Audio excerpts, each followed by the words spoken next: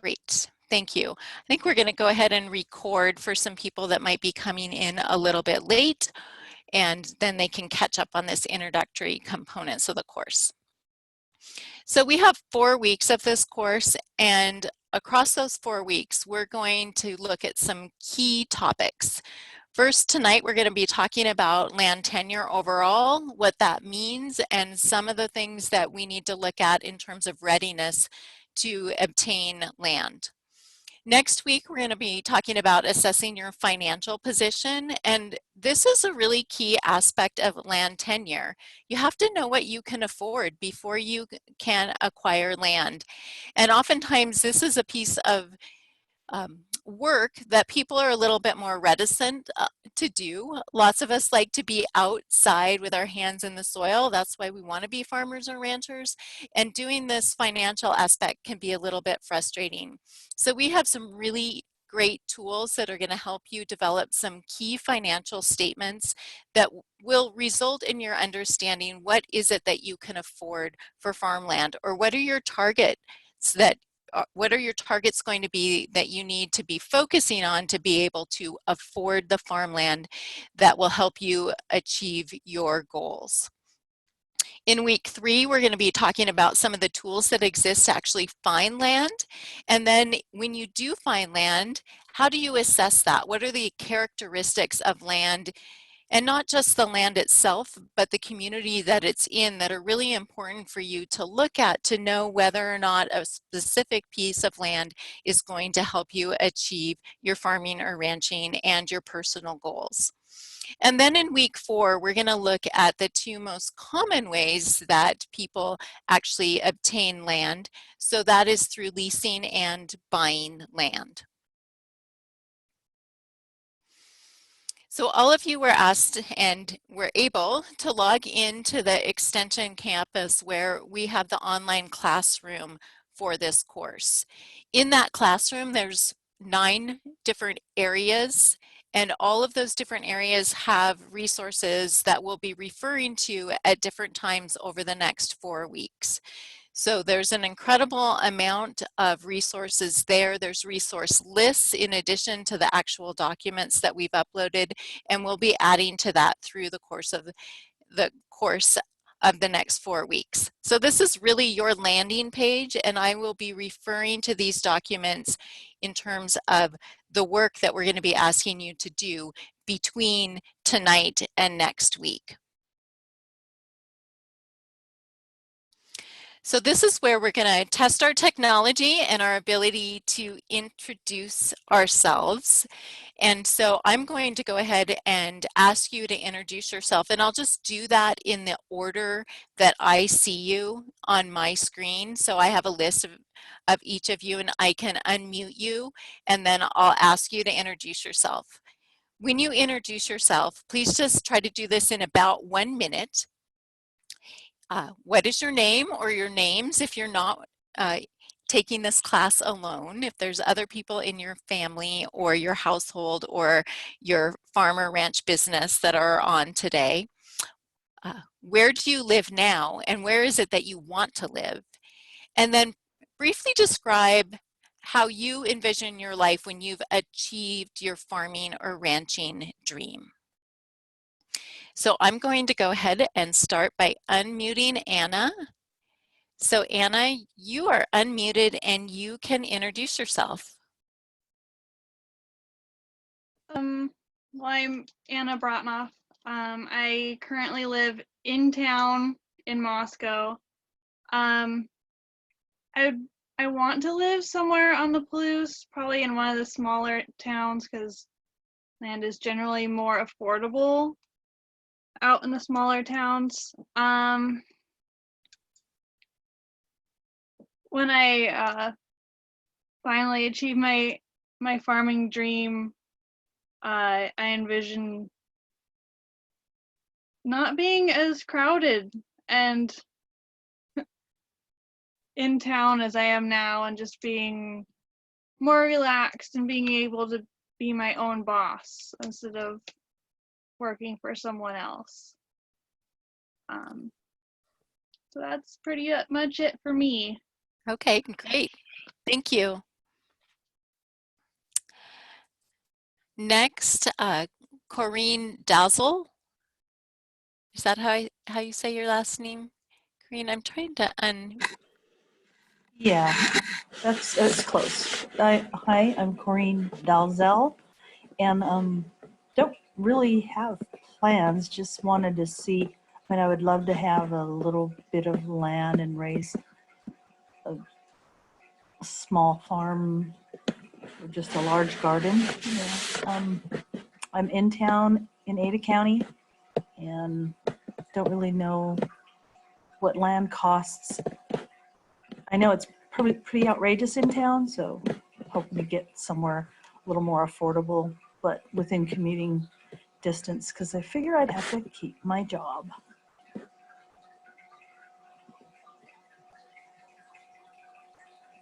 Okay, great, thank you. Mhm. Okay, next, Corinne Wright. Hi, my name is Corinne Wright, and I currently live in Charleston, South Carolina. When my husband and I met, he told me he was a cowboy and he wanted to go back to his parents' ranch and have a cattle ranch. And that was 6 years ago, and I am from just outside Boston, Massachusetts, so I thought that was cool because farms and ranches near me were still in the city. And then I went to Cedarville, California, and almost had a heart attack. So we're trying to live somewhere west of Boise to be close to my in-laws who are just over the border in Jordan Valley, Oregon. And we envision our life as kind of retirement from corporate America. And we want to raise our daughters to have like strong work ethic and a respect for the land and animals, and just in a different environment than you can really get in the city, kind of raising kids right now. So. Well, thank you for joining us from the East Coast. It's rather late there. So yeah, we really appreciate that you're participating. Great. Next, Jackie. Hi, I'm Jackie Jameson. Myself and my husband, who's participating from California right now, are both on the line. We currently live in Twin Falls in town, just moved to Idaho and fell in love with this place pretty quickly, but know that we don't want to be in Twin and in southern Idaho. More interested in living in the mountains, a bit farther away from city, farther away from people. How I envision our life when we achieve our farming dream, I'd say we're more on the bent towards a homestead type situation, primarily growing for ourselves, but I'd like to build in an educational component, maybe even some sort of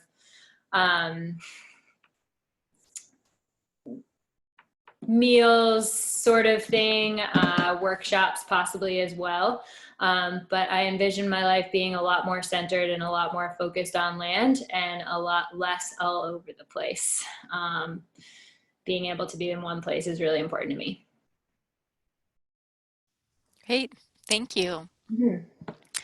Okay, Mackenzie, do you want to introduce Janelle and Ryan? Yeah, I'd be happy to.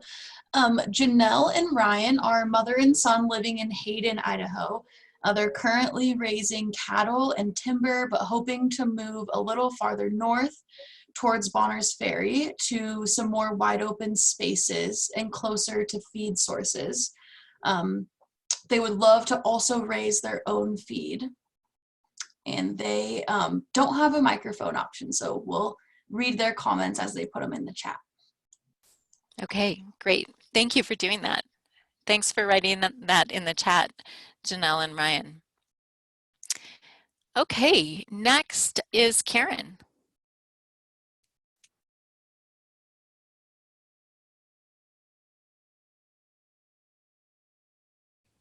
I know we were unable to unmute you at one point in time. Can you hear me now? Yes, we can hear you now. Sorry about that. Okay. So my name's Karen and I live in the suburban area of Nampa. I have a lot of experience with a family produce garden, but I want to branch out into livestock, specifically poultry, and contribute to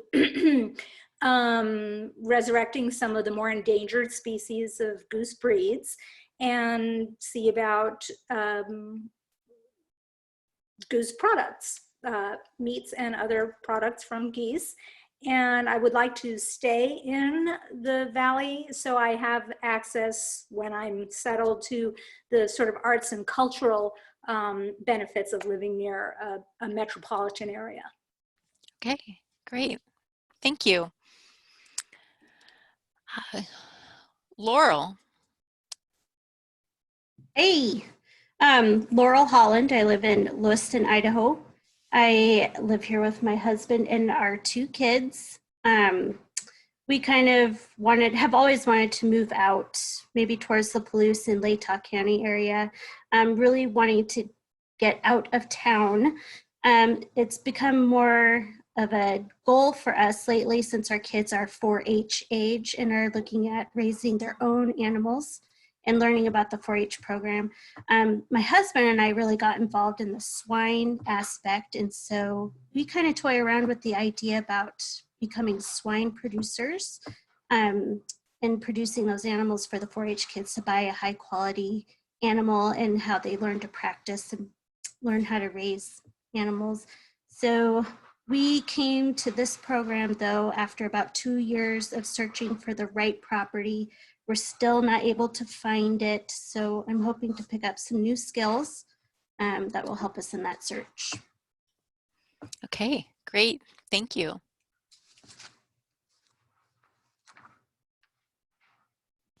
Michael, can you introduce yourself? Let's see. Yeah, hi, I'm Michael. My wife Jackie just spoke, and I don't have much to add to that other than, yeah, looking for something smaller, probably less than 20 acres. And like she said, it'd probably be more towards the individual farming for produce and whatnot. So not looking into possible livestock, but mostly just for gardening, vegetables and whatnot. So yeah. Great, thank you. Tommy. Okay, this is Julia, his wife. He had to go help with our kids, but we are Tommy and Julia Talent. We currently live in Idaho Falls area. We're not really sure where we want to live. We're fairly new to Idaho. We've been here 2 years from Georgia, and but we love the area. So we're just looking to move out away from the city and most likely to an off-grid situation. We would like to have a permaculture type farm with animals or livestock and produce, and I guess that's about it. Oh well, we're interested in it too because we want our kids to have strong work ethic and kind of just be more in tune with the seasons and the nature and a more simple, laid back lifestyle.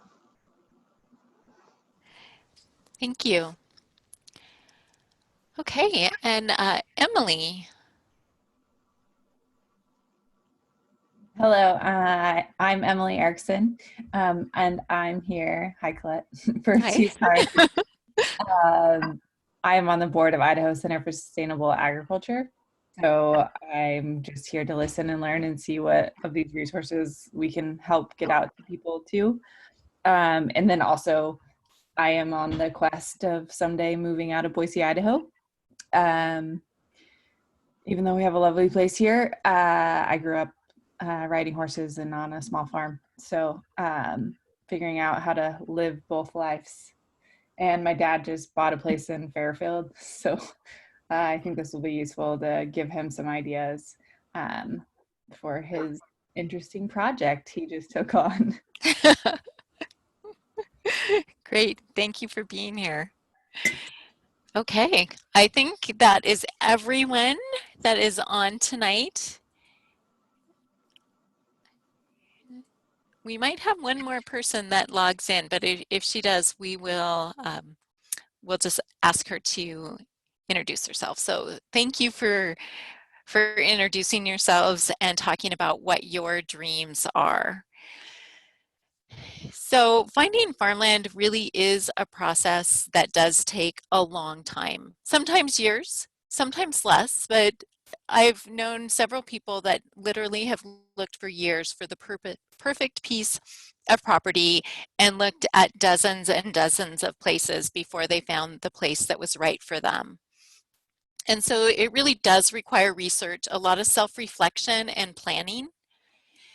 And sometimes the ultimate land that we find is not only about what we desire, but it's also about what we can afford. And so that is going to be something that we're going to really delve into, as I said in the introduction. But overall, it is one of the most important and one of the most exciting journeys that you'll take as a farmer or a rancher or a homesteader. So welcome to that journey. I want to introduce what land tenure is. So when we're talking about land tenure in this course, we're talking about the way people hold their land. And people usually hold land by owning land or leasing land.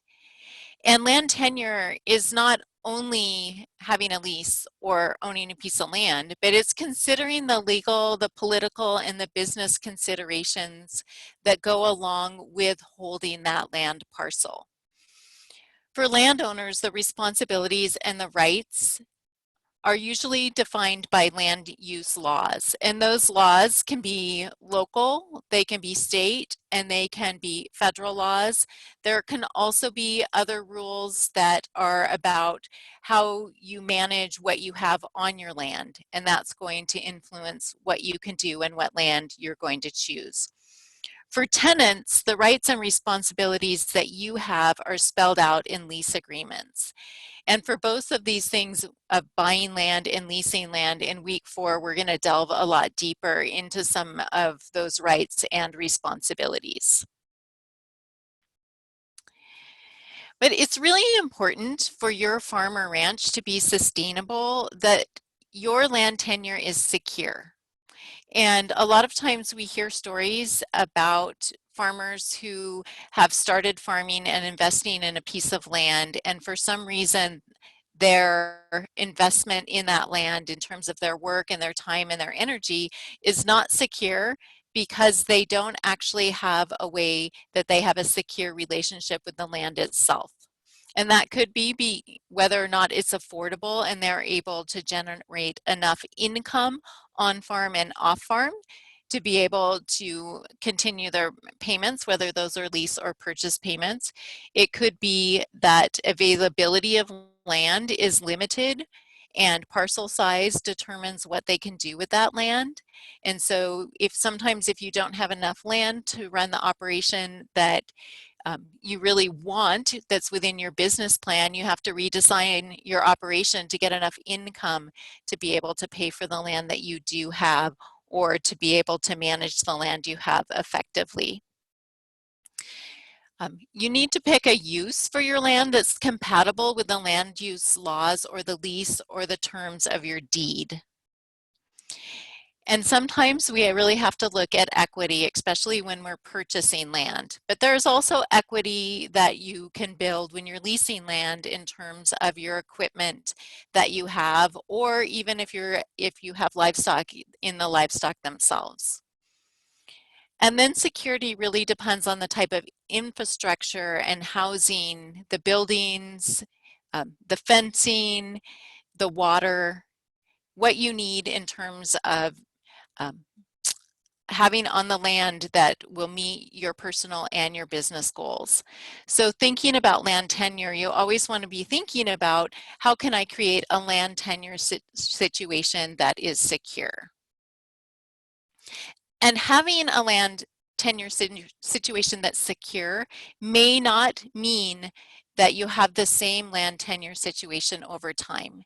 You may start in a situation where you're actually leasing land and you might have a lease to buy option, or maybe you're leasing land and you're really getting to know a region, and then you find a piece of land that you can purchase as your business grows, your farm business grows, and your income grows, and you're able to actually be able to develop a down payment, develop a credit history, develop a farm business history that allows you to apply for a beginning farmer rancher loan program, for instance. And within that, you might also purchase a piece of land and then decide that you want to grow your operation. So then you're looking for additional land to lease. So for instance, if you purchase a piece of ground and it has really great summer pasture, but it's really not a great place for your animals to be in the winter, then maybe you're going to be moving those animals to a piece of leased land that is a better environment for them to be in the winter. So going into land tenure, think about the flexibility that you have in terms of the way you might hold land and how that would change over time. Key factors that affect the readiness to pursue land tenure include really being clear about your personal goals and your business goals and how those are in alignment or not in alignment with one another. And what we did on Friday is I sent out a personal and business goals worksheet, which we'll talk about a little bit later. A part of the reason of delving into those personal goals and those business goals and doing it separately if you're farming with a partner or a family member, and then coming back together, is to really look at where are the similarities, where are the differences, and can we move forward with some collective goal statements where our personal needs and our business needs are both met. And to do that, you really need to understand your current financial position and the resources that are available to you to build your farmer ranch business. And then you'll need to estimate the future earning potential that you have, so that if you are purchasing land with the idea that you are going to be able to use some of your farm business income or totally to pay for your land payments, whether that's a lease payment or a purchase agreement, then you know that you're really solid in that earning potential. Because like any business, agricultural businesses grow over time, and you will have a lot of investment at different times in the life cycle of that business, and depending on what type of enterprises you decide to have on your farm, that future earning potential looks different. It might be a quicker turnaround with a vegetable or herb or small fruit option that it's going to be with orchards or beef cattle. So you really have to look at what your income is going to be over several years and what resources you have financially to support those land payments as you're growing that business. So we have a guest this morning, or this afternoon, Nicole Witham, who is a land owner, and she's going to tell her land tenure story. Nicole is also the Cultivating Success Program Coordinator for Washington State, and so I'm really excited that you could be here today, Nicole, to share your story. I'm going to stop sharing my screen so that you can go ahead and share yours and your camera. Okay, great. Can everybody hear me okay? I can hear you well. Fantastic. Okay, so thank you for having me. I'm joining you this evening from my living room / dining room of a home that my husband and I currently lease on property that we currently lease. So I'm excited to be here tonight to tell you a little bit more about my land access story. And listening to all of you in your introductions, I just want to let you know that you're not in this alone, that everyone has their own land access story. And whether you are born into a farm family and inherit land, or you have to go through your own journey to find it, there's definitely a lot of things you should know. So I, like Colette said, I am also work for an educational institution. I work for WSU, and I am the statewide coordinator for our WSU Food Systems program. And we kind of co-host and co-share the Cultivating Success brand as well in Washington State. So I help coordinate a number of different faculty and staff throughout Washington to put on courses similar to this one. And I'm also a diversified livestock dork on the other side of things. So I always say that my WSU job is my grown-up job to pay for my farming habit. I was lucky enough to find a job and to have an education to align with that. So I'm able to work off farm to support my family and to provide health insurance and other benefits along the road. That's definitely helped with our land access journey as well. Having off-farm income to start if you don't already own land or inherit it. So a little bit more about me. I didn't always know or want to, or know that I was going to be a farmer. I actually have an educational background in design, and I worked in interior design and architecture for a number of years, basically before 2008 and the recession hit. And when that happened, it gave me an opportunity to really take stock of what I really wanted in my life and the things that I really valued. And although I loved being a designer and really still use my design brain all the time, the work that I was doing didn't really align with my ecological values. And I heard a lot of your stories just in terms of wanting to relocate to change your lifestyle. So that's definitely plays into myself and my husband's goals for where we wanted to live and how we wanted to raise our family. So I grew up in the North Seattle, Briar, Mount Lake Terrace area, if anyone's familiar. And I have family on my dad's side of the family that have owned land in the upper Skagit Valley for since the early 1900s. And so growing up, that is where I really seeded my kind of roots in farming and food.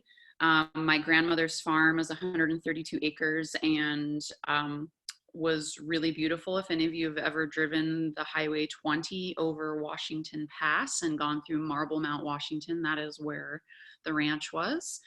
So I actually went through school and graduated, and that was still in my family. But we basically reached a point at which my grandmother became too elderly. It was too far upriver for many people to help with her, and they needed to sell this. And this was at a point where I was too young and not established enough to be able to purchase that property. But it was definitely would have been pretty fantastic. So after kind of losing that opportunity to have that as farmland, it really pushed me to seek out other options. And this was all happening right around the same time frame of really looking into other educational opportunities, other passions. And I started a master's program that was really focused on environment and community and sustainable food systems and a little bit of permaculture design because I wanted to be able to use that designer part of my brain. And I was able to, with that degree, and after doing a bit of searching around the state and kind of figuring out where we would like to land, was able to get a farm management job out on the Olympic Peninsula. And so I am going to attempt to share some things with you because I didn't want to only share just kind of the long-winded story of where we arrived. I wanted to show you some of the really important tools that helped us get here. So I'm going to see if I can do this. Let me see, first of all, if I can share my screen. And oh, we don't, I did have a little short PowerPoint, but I don't think I will even need to use that. I'm gonna actually try this and see if you guys can follow along with me online. So just from a geography standpoint, what's highlighted right now on this map, and can you guys see this okay? Yeah, it looks good, Nicole. Okay, great. So this little highlighted area in gray is Jefferson County, Washington, out on the Olympic Peninsula. And if you can see my cursor here, I'm gonna point to where we're located now here on the Olympic Peninsula in Chimacum, Washington. We're kind of in this general vicinity. This is my husband, Blake, in the background, everybody, if you wanna say hi to Blake. Hi, Blake. And basically, I was able to find a farm management position out in Chimacum. It was with a Waldorf and farm education nonprofit. Basically, was a large farm that had there was a school, a Waldorf school, a farm, and a community education programs. And so I worked there for several years.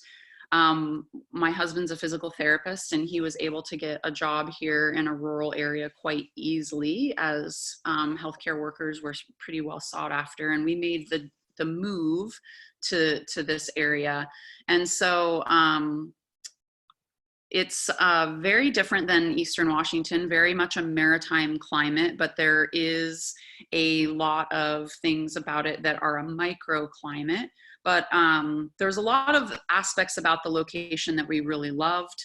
And after visiting here many times, decided that like, okay, this is a spot we could actually try and settle down. So one, we started by getting jobs there. That was good, big, that was huge. Two was figuring out the community. And I was really lucky that the job that I had plugged me into the community. It put me in touch with a lot of people. But what I became really familiar with, because what many of you are going to begin to realize is that finding farmland is not as easy as getting on Zillow. It's not as easy as getting in touch with your local real estate agent.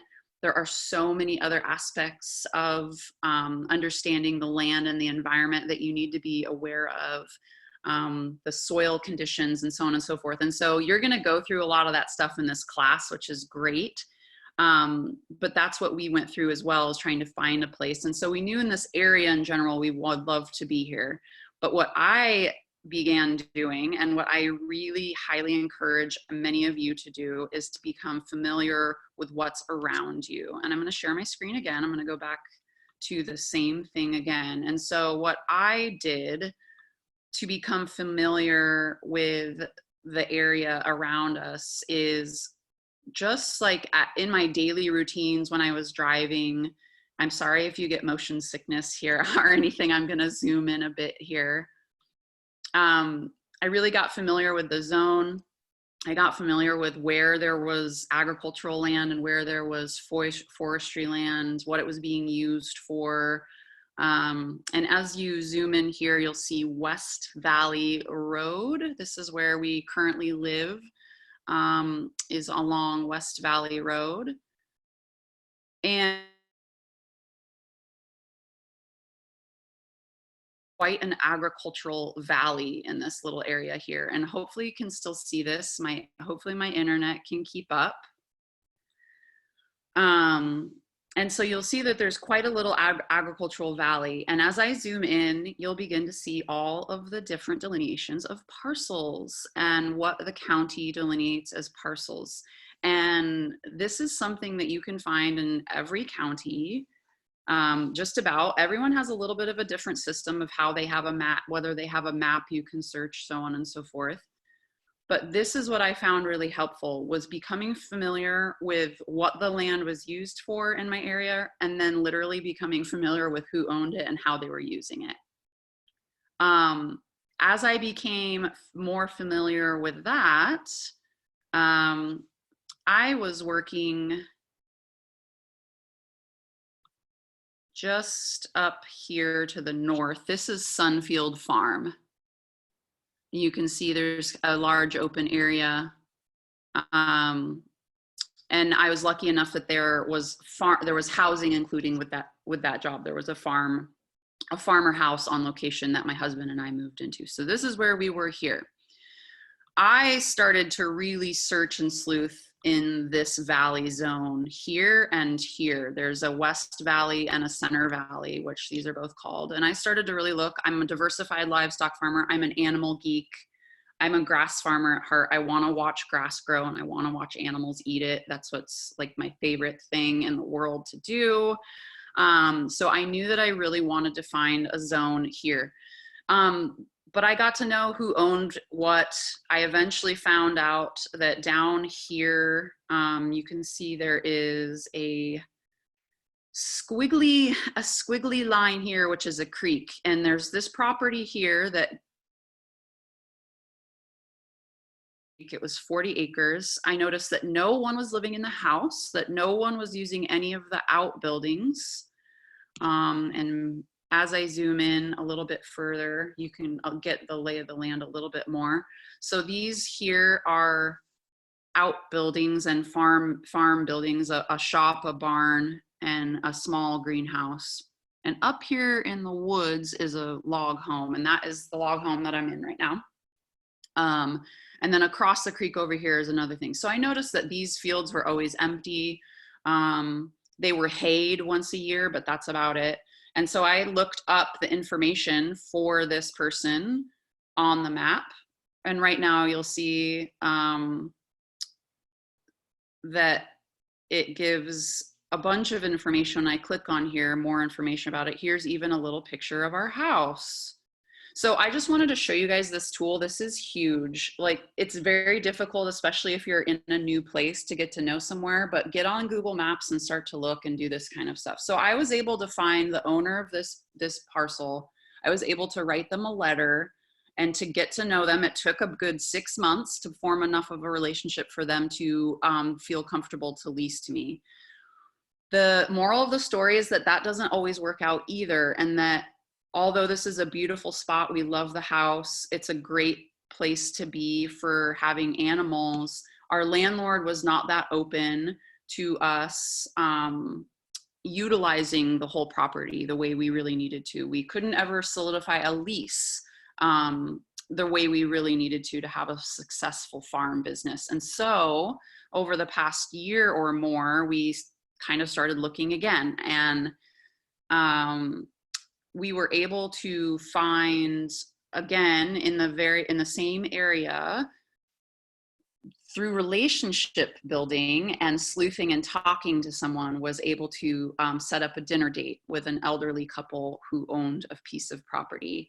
Again, it took us quite a while to kind of get to know them and for them to get to trust us and to kind of understand what we were aiming to do. And we were lucky enough that after a bit of relationship building, that we were able to solidify an owner contract with them to purchase their property. So now we don't live there yet. It is raw land that we purchased. And we did this because that's basically what we could afford. We really wanted to be able to buy something that we could either not necessarily buy for cash, but buy for a very cheap mortgage. And this worked out perfectly. What we were able to do for this elderly landowner is basically do a amortized payment schedule where he receives a certain amount of cash inflow every month that meets what he needs for his standard of living, but also does not exceed a certain amount so that he doesn't lose certain healthcare benefits and certain tax bracket things that he gets for that. So we were able to come up with something that was really mutually beneficial. I'll show you really quick where that is using the same little mapping tool. And then I'm kind of just happy to answer questions. I don't know, Colette, I know I could just ramble on and on forever, but I would really, if Colette, you have any other questions, or if anyone else in the class has any questions, but let me zoom out here. Okay. Yeah, we'll definitely want to open it up to see if any of the class members have questions. So when you're talking about this, it was like a couple years for you after you moved to the Chimacum area to find the first farm that you're leasing, and then another how many years to find this property that you're now buying? Yeah, so we moved to Chimacum in 2013 when I got a job with Sunfield Farm, and we were able to live there. We lived there for 2.5 years while we were able to settle into the community and kind of get the lay of the land. After that, we moved onto West Valley Road and have been here for 5 years, 4.5, 5 years. And I would say for 2 to 3 of those years, we were hopeful that we would figure something out with our landlord here. And that we realized after sending her many proposals, and don't be shy about pulling together a proposal, folks. You can always write something down and give it someone to look at. After writing a proposal to kind of make them an offer on this property, she has some complicated family stuff, grandkids that are supposed to inherit the property and so on and so forth, that they just weren't ready to make any decisions to sell. And she wasn't willing to give up some of the existing hay leases and different things so that we could have more access. We then began to look for other land, and that's how we eventually were able to pull this off. And we signed title and purchased this property last winter.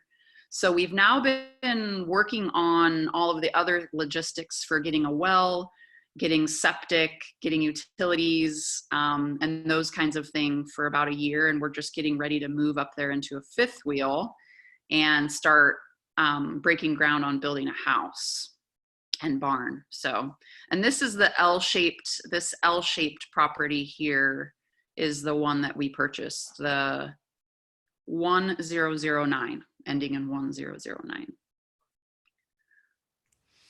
Wow, that is amazing and a great story. That is also just beginning now that you have your own and land. So I want to let everyone know it's been a good 10 plus years, I think, since I made a real decision that farming was what I wanted to do as some sort of career outlet, whether it was for homesteading or self-sufficiency issues or issues, excuse me, for reasons, or for a career. And so, yeah, 10 or more years, I think it's taken. Great. We have a few minutes if anyone that is in the class today would like to unmute and ask a question. Colette, there are a few questions in the chat, and I would be happy to read them, or Laurel and Emily, you can unmute if you prefer that. Oh, I see now. Yeah. So Laurel Oh, go ahead. Oh, Laurel asked Nicole, how did you organize legally your owner contract? That is a good question. So we were able to use a lawyer to pull together purchase agreement paperwork, but we actually ourselves, and I was going to try to pull it up, but I realized it's not on this computer. It's on my other non-work computer, but we actually came up with our own amortized schedule. Can you hold off on the dishes, my love, just for a moment? Thank you. So we created our own amortized schedule for payment that worked out all the numbers so that we knew how much was going towards principal, how much was going towards equity, so on and so forth. And that was all put into the purchase agreement. And then we worked with a local title company to do all of our title and deed paperwork. And we're also able to work with the title company to set up a payment method. So they actually track all of our payments. So we're not just sending a check to an individual and hoping that both of us are keeping track. It's also we pay a little bit extra per month for the service, but it's all legally kept track of then. And we also have balloon payments. So once a year, we have one larger payment that will be coming out. And overall, the property is 14 acres, which I forgot to mention is 14 acres overall. We were able to do a small lump sum cash down payment to the property owner, have a monthly payment that's around $1,000 a month, and we will own, and then a balloon that's around $3,500 a year. And we will have that for about 7 years is what our mortgage is. So within 7 years, we will actually have this whole property paid off. That does not include the construction costs though. So to keep that in mind. Awesome. So Laurel had a follow-up question. What would you say to a title company if you wanted to do the same thing? How did you get that process started? So I actually started with a lawyer. It's best if you find a lawyer that works with land transfer, deeds, titles, so on and so forth. They usually will have some sort of legalese or simple contract that you can utilize for some sort of purchase and sale, or whatever kind of contract that you want to write up. And then basically you begin to work with a title company. Usually the folks at the title company are really, really nice about walking you through exactly what you need. And they work with the county assessor to pull all the different paperwork. There might be a few other things that you want to read into more, like title insurance. That was kind of some of the stuff that I wasn't aware of when I got into this, that I learned more about, but the seller can choose to hold title insurance and so on and so forth. So, but I found that the people from a customer service perspective at the title company were really great. They're used to working with real estate agents, but they're also used to working with landowners and people as customers. So they were really nice. Great, thank you. Emily also asked, how are you prepping your fields while you build this year? Yeah, so it's a really interesting place to be right now. We kind of feel, with everything going on with COVID as well, all really kind of in a little bit of purgatory, I kind of like to say. A little bit of a Catholic joke, I guess. We have a beautiful garden space at our lease zone where we're at now, and we have pasture and a lot of zone for our animals to graze, and we still have them all set up here, but we kind of have our heads in both places. We're in the midst of digging contour, kind of on contour garden beds right now, and are mostly doing a lot of work with fencing. So the soil isn't getting a lot of love this year in terms of pasture, but we're working on clearing areas for fence lines and making sure that we have water in areas. So those are some of the big decisions that we're making right now. Great, thank you so much. We had another question that asks to go into a little more detail about how you went about using this parcel viewer to identify areas that you'd be interested in. Corinne was asking, you know, how often are the maps updated? It might seem a little bit strange if you're just trying to reach out to someone who owns an area that you think might be suitable, or how do you know if they'd be interested in selling? Maybe you could talk a little bit more about how you went about that. Sure. So one, I will preface all of this by saying you can't be shy. And at the same time, you do have to be sensitive that this is all information that can be found on the internet, but some people can be a little bit touchy about how you found their information. And so when, for instance, with the lease where we are leasing now, I was able to find their information through the parcel search. Through our county website, they not only have a map, but they have just a search tool in general where you can put in things. So I'm going to see if I can right now switch to parcel view. Let's see, I had one of these. I wanted to just show you that, no, never mind. I was going to show you that when you click on this, you can basically see all of our information as owners now. Let's see if it shows ours. So right here, you can see the parcel number, owner Nicole Witham, and Blake Thedinga, site address, so on and so forth.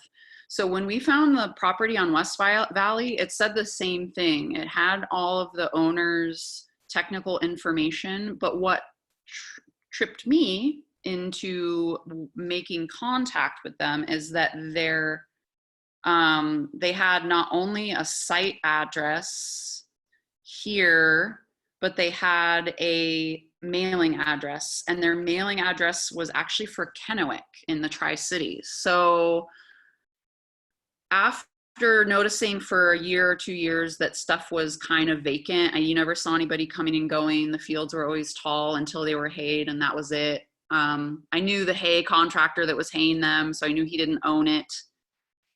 Things like that. So then I was able to see that they lived in Kennewick.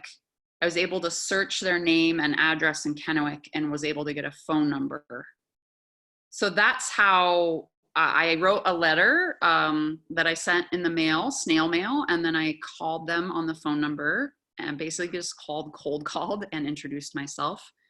And eventually the owner drove all the way from Kennewick to Chimacum to have lunch with me at the cafe and meet me. But yeah, so that's what you want to look at is you can find the owner's address information usually, but it's a combination of things. It's not just going to be what you see on the map. As far as how often they update their databases, that totally depends on your county. But you are right, you cannot always, it's not always perfect, the information you find, but oftentimes you can kind of figure it out. The other thing that you'll begin to notice too is when, at least in our area, is an old rural area that's pretty old school and quasi untouched because we're on the Olympic Peninsula, and there are certain families that own large tracts of land. And so you'll see a number of different Shorts families or a number of different bishops or a number of different Huntingfords, for instance, that own all these huge swaths of land, many of which used to be dairy farms. And so those are the other things too, is getting to know the families that own a lot of land. And oftentimes there is a elder member in the family that might be looking to sell a portion of their land. I think that's a really good point too, Nicole, where you say that somebody might be willing to sell a portion of their land. Yes.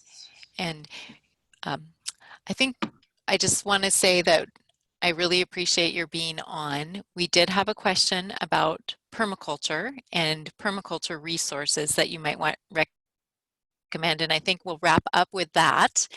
Sure. So we can let dishes be done at your house and keep moving through our course tonight. Yeah, so permaculture, there is a lot of different stuff out there. I would say right now, I would say a really easy tool that might be helpful is Oregon State University has been offering a permaculture online course, especially now with COVID and learning online. They have a course that's completely online. It might even be free or really discounted right now. There are also some really great books, and I thought I might even have one on my bookshelf, but there are some really great just intro to permaculture books that I think are fantastic just for setting you up with the basic concepts. Before you get too in depth with all the guilds and this and that, you can get really pulled into like the complexities of permaculture, but to set yourself up with some base knowledge about design. I can share some books with you, Colette, that you can then share with the class. Oh, introduction, here, my husband, he's listening to me. Introduction to Permaculture by Bill Mollison, excuse me. And Bill Mollison probably has a couple books. I would say any of his stuff for intro is fantastic. Another one that's really great, that's a little bit more modern, that is The Resilient Farmstead. The Resilient Farm and Homestead by Ben Falk. This is another great one that just is good about kind of getting the understanding of basic design principles before you get too in depth with all the nitty gritty. Great, thank you. Thank you so much for sharing your land tenure story, and congratulations on your new piece of land. And I think one of the takeaways that I heard from you is that you need to not be shy. You have to reach out and you have to dig. That Yes, be realistic about what your resources are, financial and otherwise, and be realistic about what's around you and what you want to do with it. great. Okay, Thanks, thank you, everybody. and have a great night. Thanks Yeah, a lot, good night, and Nicole. enjoy your course. Thanks for having me, Colette. Yeah, you're welcome. Thank you.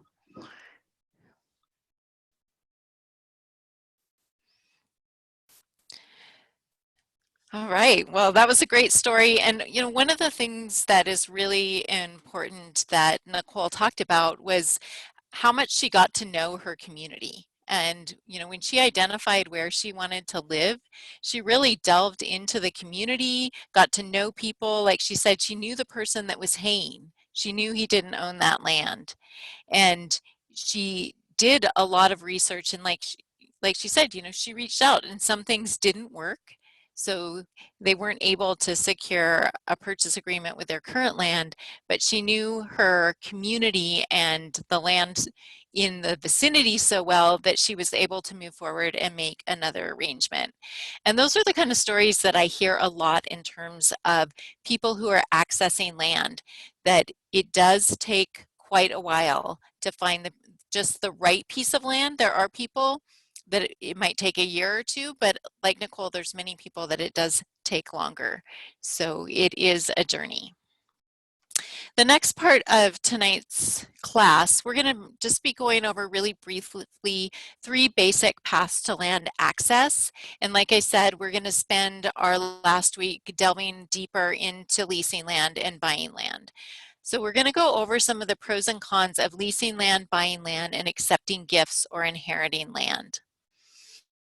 And one thing that is important to understand are some of the legalities around leases, and to know that you can have a binding oral agreement as well as written. Of course, it is much more difficult to be able to have an oral agreement be something that you know is well understood and that you can fall back upon. So a lot of what we talk about is when you're leasing land, that leases are your friend. They help you think about, you know, all of these different complexities that we'll talk in week 4. But there are oral agreements, and oral leases do exist. They can be short-term for a year, or they can be longer-term. And you can have many different payment arrangements. So there are the cash leases. There's also share agreements where people are providing services or goods for part of that payment. So for instance, if you're leasing part of a land, somebody might say, as a landowner, I will decrease your payment if you would also manage the weeds on my adjacent pastures, or, you know, to do extra work in terms of infrastructure development, like building fences and those types of things. You can just lease the ground. You can also lease equipment, and you can lease buildings. So there's a lot of diversity, and leases sometimes have an option to purchase. One of the great things about leasing is that you can learn a lot with relatively little risk. Leasing is generally more affordable in terms of your rent payment, or that rent plus exchange of goods, than if you have an actual land payment for buying land. This frees up some of your capital to really invest in your equipment, your livestock, and also your skills. You can grow your enterprise slowly, and you can practice. And because you're not needing to make so much money in the short term, you're able to really figure out what your land can what you can produce well and what you like to produce. And working with a lot of farmers, what I've learned is that sometimes people buy land or they lease land and they start farming, and they might have a specific enterprise, like they have goats, and then they decide, I don't really like goats.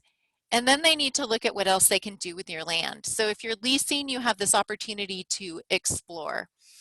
Also, if you're thinking about moving to a new area, and you don't know a lot about the climate, you don't know what it is that you can raise there, leasing land might be a good idea to really make sure that you can develop that lifestyle and that business that you want in that land area. We have some really high altitude areas in Idaho, and you have to have different crops, and you have to have different livestock to be successful in those climates.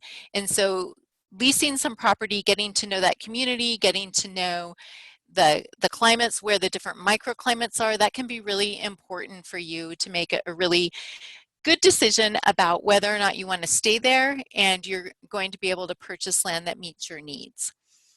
Some of the challenges of leases is that you have less security, and that can be a problem because you are investing in your soil, in weed management, maybe building some infrastructure if you're running livestock, or you need to lay irrigation systems. So those types of things you're investing in, but when your lease ends, you can't take those with you. Sometimes people really don't want to do a written lease. They like the flexibility or the option to be able to say, you know, actually this didn't work out. I don't want to do a long lease. Maybe I'll agree to 1 year, but I just want to try it out. It is harder to build equity because lots of times you're building equity in land. So you have to think about, where can I build equity when I'm leasing? Is that going to be in my livestock? Is that going to be in my equipment and my supplies? You also have a relationship with your landlord, and that is a critical relationship for success, and that requires a lot of communication and mutual understanding, and making sure that you have a clear understanding of what your landlord's vision is for that land, as well as your own, and you can bring those into an agreeable alignment. And the landowner really may limit what you can do. If you have a landowner that is not from an agricultural background, the landowner may put limits on property that are not in alignment with what you want to do in terms of your enterprises. So a good example of that is, there's a landowner that I've worked with, and their family has some property that has a lot of pasture land and it has a barn, and they don't live on that property. They would really like to support farmers to be able to lease that property. However, they're really concerned about animal welfare, and the property is rural. So what they would require of somebody who was leasing that land is that every night they came and they put all of the livestock in the barn. And because the property is so rural, that's a real limitation for people that don't live close, that might be able to run livestock and use some type of guardian animal, but the landowner is really not comfortable with that.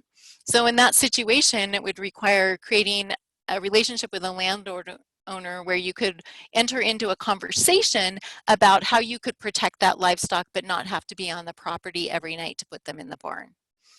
So that comes to like really thinking about, what is the cost of your traveling to and from the property that you're leasing, and you need to develop that as part of your cash flow and your business planning. Sometimes non-farming landowners don't really understand what a farmer can pay to lease land, and so negotiating a price can be high, or sometimes prices are just too high to be able to utilize that land for agriculture. And you also need to talk about liability and whether that lies with you or with the landlord. And so both of you need to have sufficient liability insurance. There are also different types of landlords. They can be private. And so you think about that as, you know, other farmers and ranchers, which we call operators. And then there's often people that are retired or the heirs of operators. And that's something that Nicole talked about with her land tenure journey. And there are other lands available for lease, and they might belong to a school or a church. And also there's land that different conservation organizations and land trusts might make available through a lease. We also have a lot of federal, state, local, and tribal land that is government owned, and some of that could also be available to you. So when we talk about path to land ownership, we really say that there could be many paths. One could be an outright gift. Another is inheritance. You could purchase the land. You could purchase land and then also be working with a conservation easement, where you purchase a piece of land but you sell the development rights from that land to be held in conservation, and that might lower the cost for you because you've actually sold part of the value of that land. And you can look at buying land over time, either through a contract or some other types of arrangements, and we'll delve into those more in week 4. So just a little bit more about conservation easements, if this is something that is new to you. So that is really a restriction that a landowner voluntarily places on part or all of those lands. And those restrictions, generally speaking, are permanent with the land, and so they transfer with land ownership. And so those rights or those easements are held by different organizations like land trusts and sometimes by the government. Oh, Mackenzie just said that my screen is not being shared, so I am sorry about that. Here is my screen. Great, we can see that now. Sorry, it took me a minute to realize you were clicking through something that we couldn't see. Okay. Well, I do want to say that all of the slides from tonight, they will be a handout in the e-extension classroom. So but thank you for jumping in and letting me know that, Mackenzie. So feel free, anyone, to speak up if something is not looking right on your side or sounding right. One of the things that we find is that conservation easements, when they're looking at creating easements that are really looking at preserving natural habitat or water quality or some other stewardship goals, sometimes those are written in ways that prohibit a lot of agricultural uses. And so agricultural conservation easement specifically protects agricultural land so that it can be used for production. And so it's really important, if you are looking at land with an easement or you want to look at a purchase option where you would work with a conservation organization, that you engage in conversations about how that land could be used by yourself, but also by a subsequent owner. So an example of that is that here in Moscow, we have the Palouse Land Trust, and they have some land under their management that came up for sale, but with the conservation easement, it prohibited building any structures on the land. So that really meant that the land could only be used for row crop production, because you couldn't build a barn and you couldn't build a shop or put in any types of permanent infrastructure. So that land ended up being bought by a large-scale dryland agricultural farmer and worked really well for him because he did not need any of those structures. And the smaller farmer that I was working with, trying to help her find land, she decided, she couldn't use that type of land because they were looking at raising poultry and they needed to put in a lot of infrastructure for the poultry. And so it actually worked out that they were able to find a piece of land with a house on it that was owned by the family who had actually put the other agricultural land into conservation. So it was definitely a networking opportunity. She looked at one option that didn't work out, but it created a relationship for her to be able to meet some landowners that she could actually purchase land from. So I think a lot of times things are serendipitous in the search for agricultural land.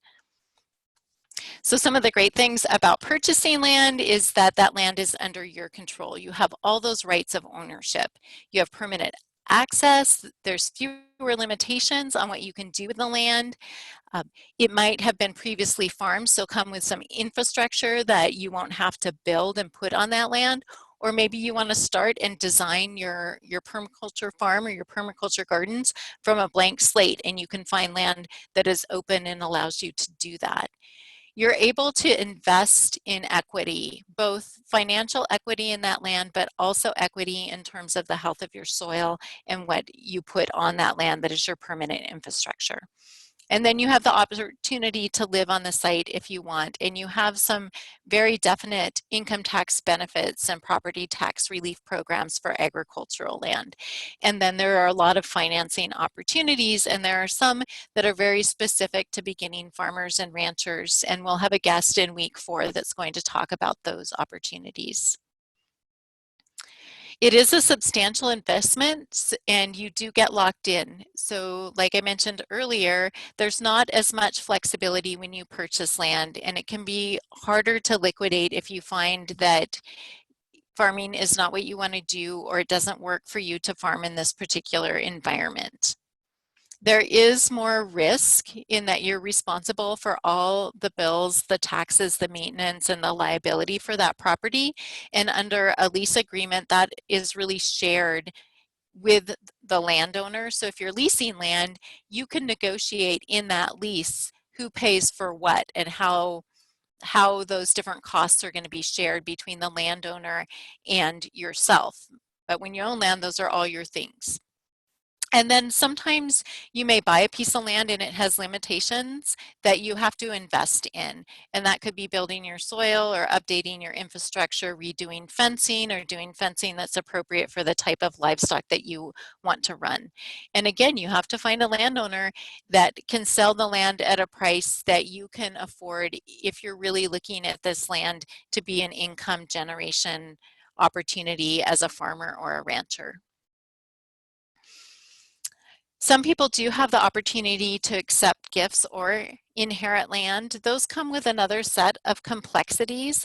That's not something that we are going to cover in this course specifically, but we do have a module that is in the classroom on e-extension that it's about succession, and it has a lot of information. So if you do find that you come upon an opportunity where you can inherit land, then there's a lot of resources available to you, and I'd be happy to help you find those resources.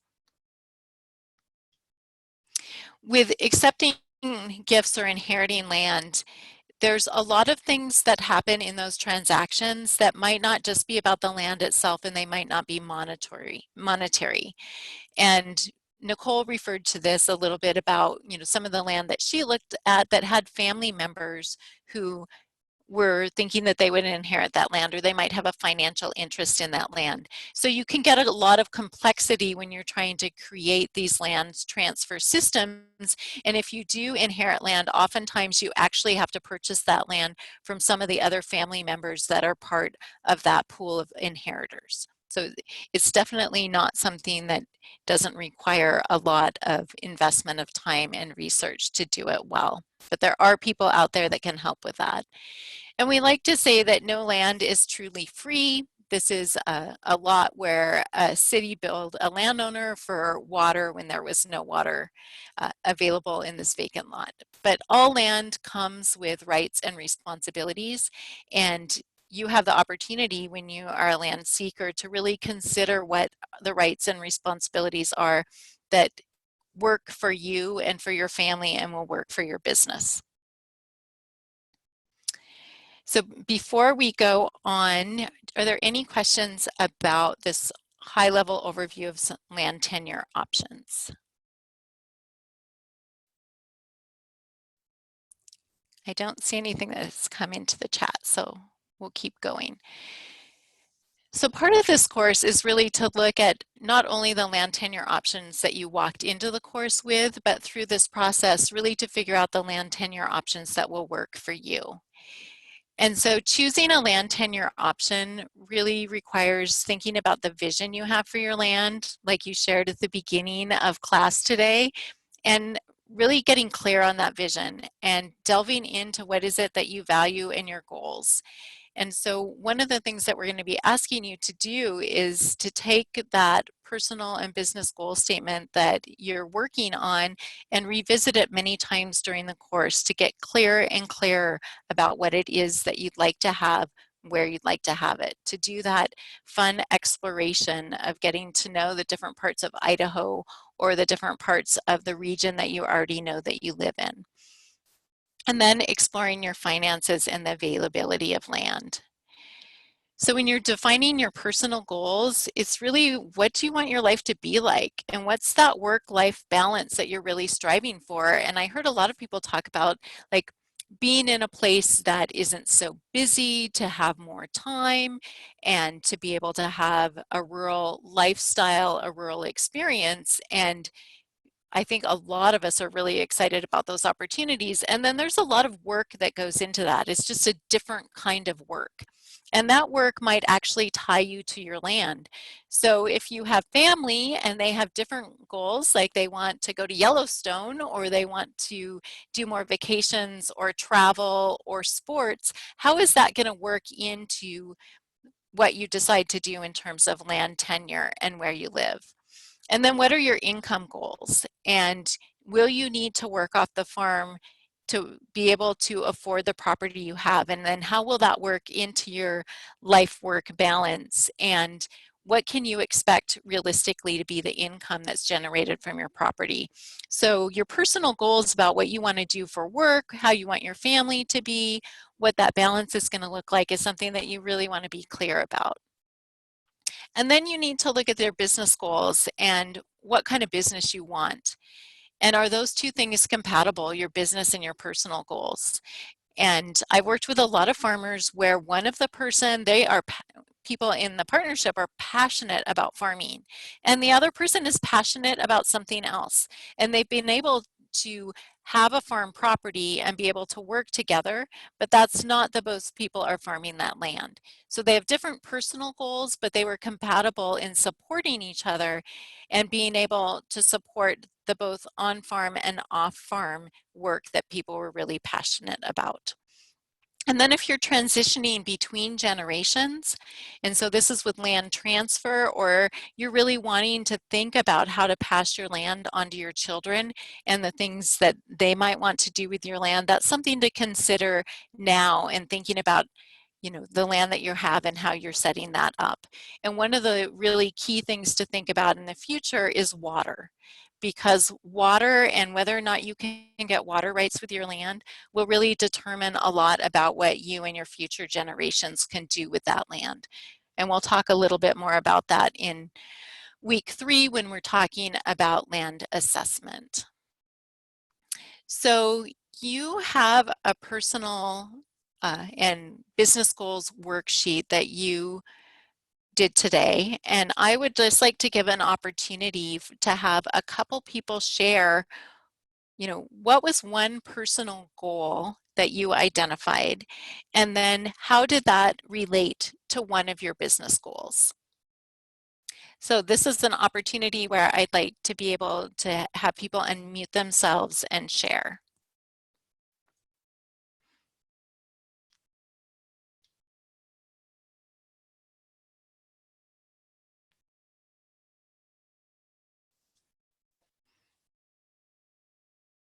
Hi, can you hear me? Yes, I can. Well, it's a stretch perhaps, but part of my background is sort of a foodie background. And my father had been in the hotel, wine, restaurant business. And so when I envisioned going to develop my sort of specialty goose product business, perhaps in the future, it would tie into the restaurant farmers market scene where I already sort of have a little bit of an affinity. That's great. So when you're looking for land, you're looking for land that is close enough that you have a vibrant local food or Exactly. restaurant scene. Yes. For your market. Great. Anybody else like to share about their personal and business goals?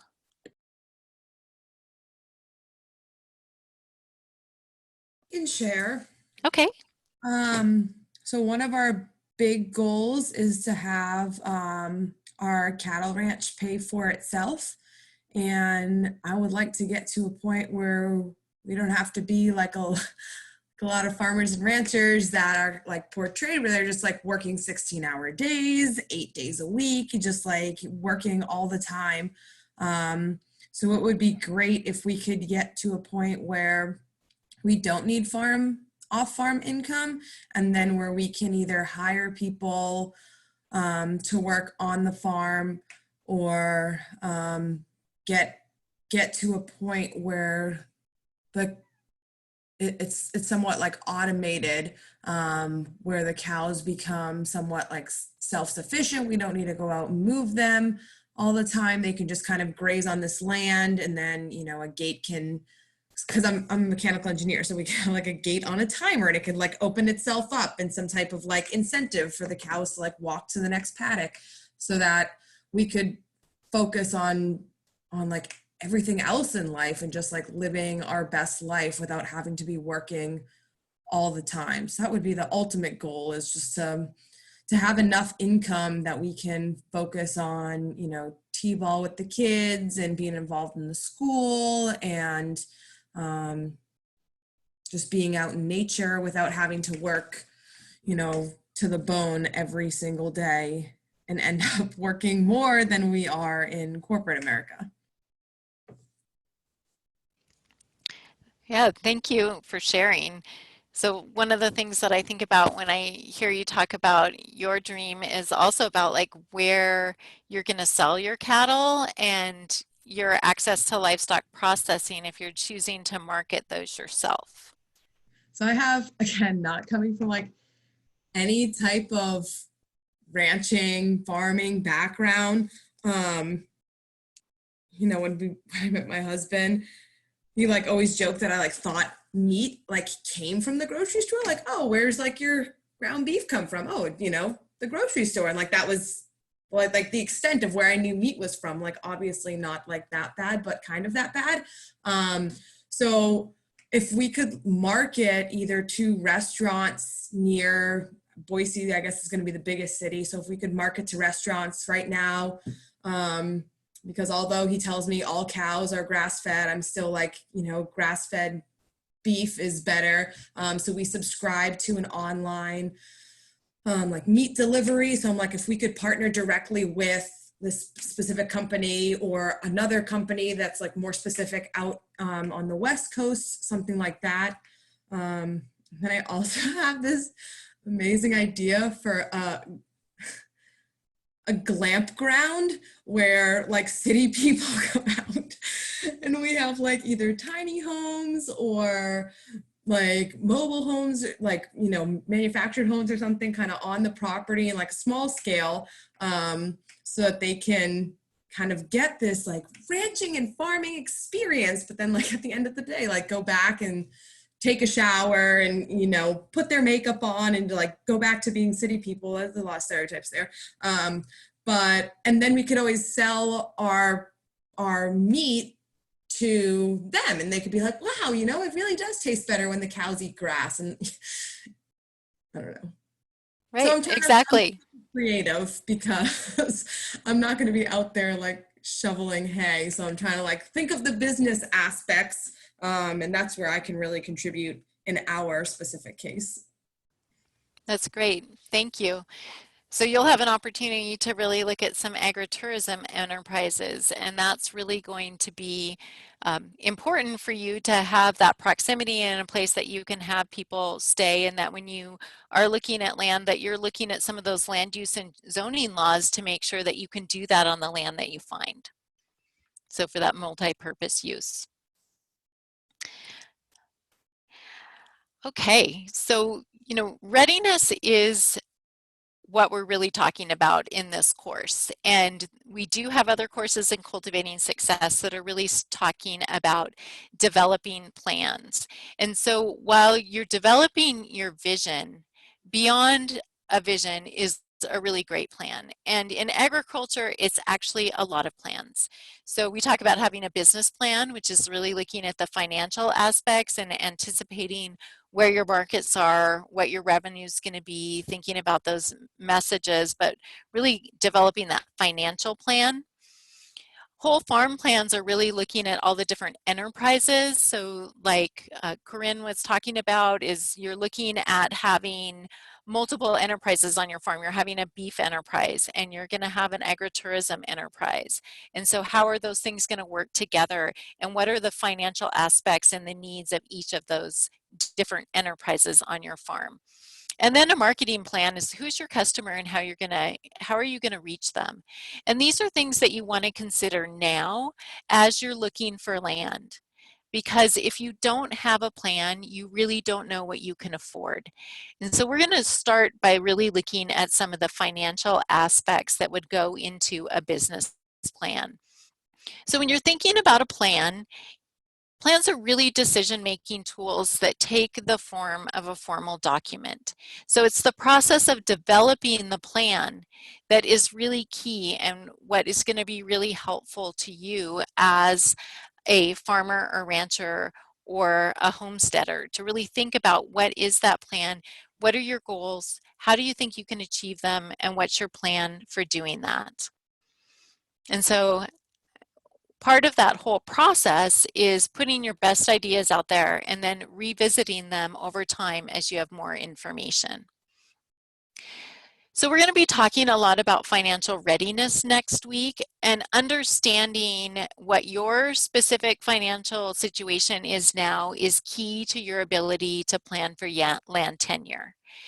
And it's also key to your ability to borrow money, because if you do need to borrow money to purchase land, then your lender is going to want to know your financial position. And oftentimes, if you're leasing land, the person you're leasing land from to is going to want some type of documentation that's going to demonstrate that you can make good on that lease. So you really need to be able to answer the questions about where you stand financially today and what financial resources do you have access to be able to get the land that you want in the future. And so that's also going to include being really realistic about what your future earning potential is and how much your farm or ranch is going to be able to contribute to the cost of your land and the infrastructure and what you need to run that business. And if you need off-farm income, can the business really contribute to paying back borrowed funds? And how is that going to change over time as you grow your business? So to wrap up tonight's course, I'm going to talk about the homework that we're asking you to do between now and next week. All of these materials are going to be in the online classroom, the e-extension classroom. So the first thing is to look at this financial documents checklist. And so you might have already downloaded that tonight for this class, or you can go into the classroom and you can download it. The way the classroom works is if you click on a document, it automatically downloads it to your computer. These are in the Microsoft Word program so that you can just write right in them, or if you like to print them off and write on them, that works as well. So we're going to ask you to go through this list of financial documents and actually compile them.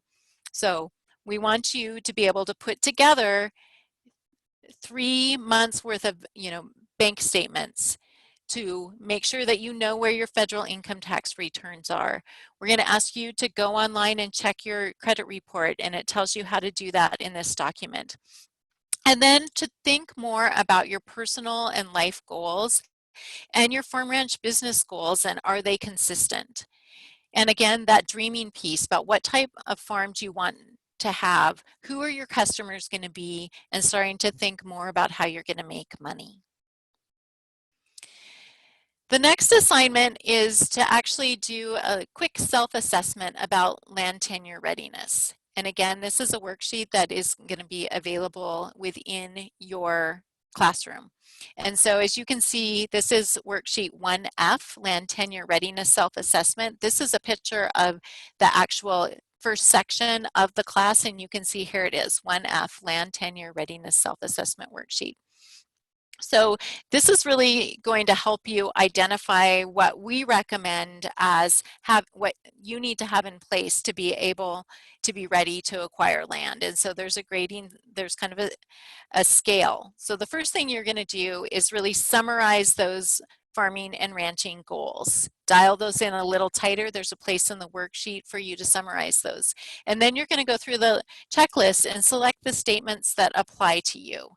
And so by doing that, you're going to see where you're really strong and where you need to develop more skills or you need more information to move forward. And so we are going to ask you to share next week about some of the things that you learned as you went through that self-assessment and where you feel that you have some real strengths, and then also where you think you need to put some energy before you're going to be able to move forward on this land tenure journey.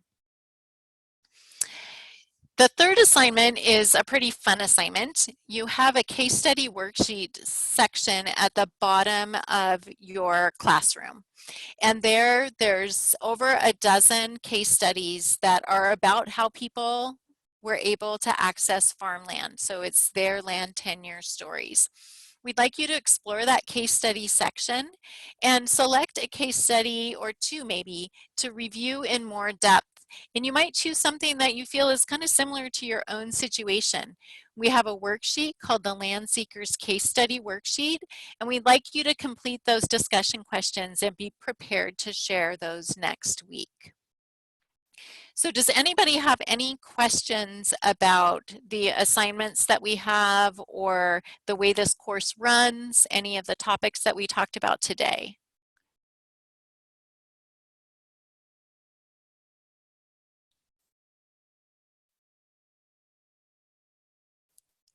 Okay, no questions.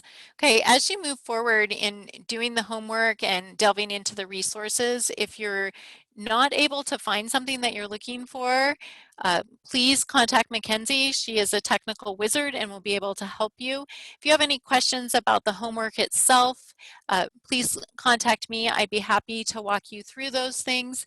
Next week, where we're going is we're actually going to look at how to build some of the key financial statements that you're going to need to understand your current financial position. So we're going to move into that area next week. And so it's really important that you do this prep between now and then. So thank you for joining us tonight. We hope that you have a great week, and we will look forward to talking with you next week. Again, please email me or Mackenzie if you need any help. Have a really great day.